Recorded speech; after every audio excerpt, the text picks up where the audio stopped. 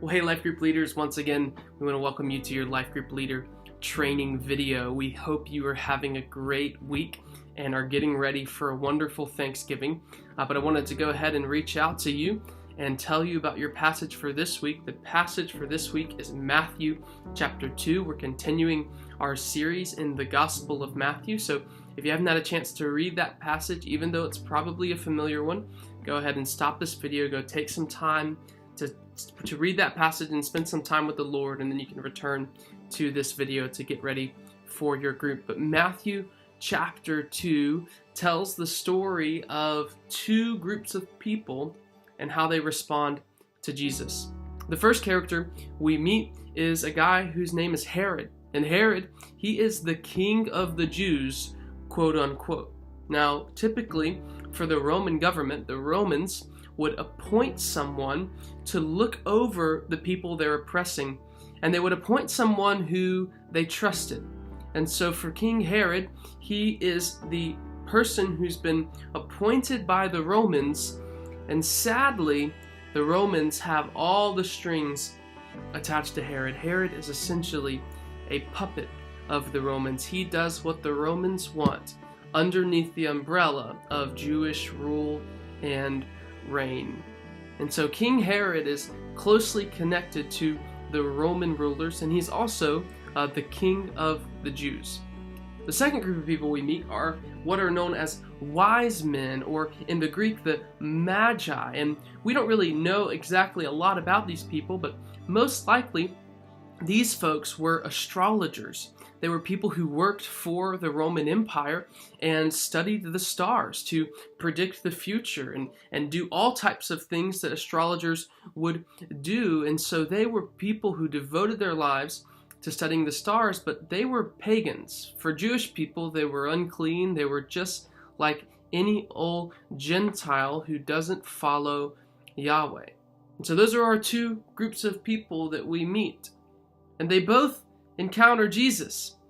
King Herod encounters the story of Jesus, and sadly, King Herod responds like Pharaoh.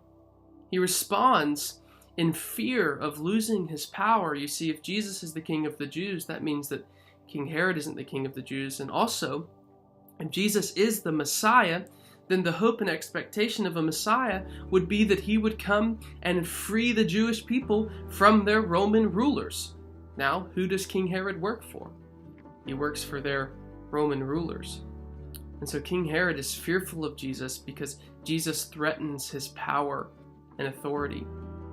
The wise men, they're told to go see Jesus, to scope him out. But God speaks to the wise men in a language they understand. He speaks to them through stars. And so the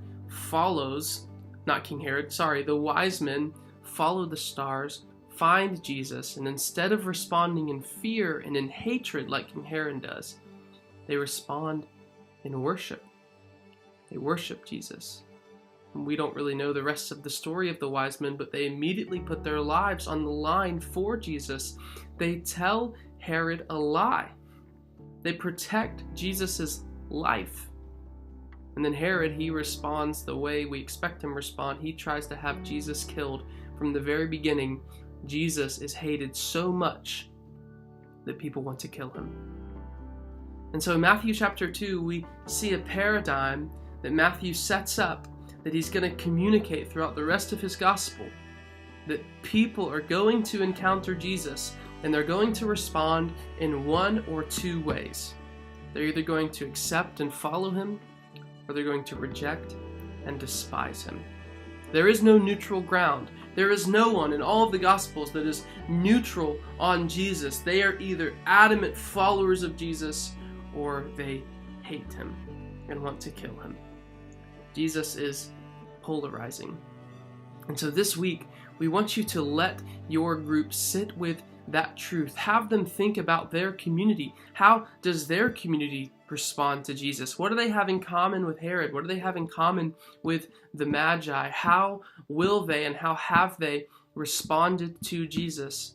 And think about how they personally have responded to Jesus. Has there been a time in their life when they acted like King Herod and what was that like, but we want us to emphasize this truth that Jesus is polarizing.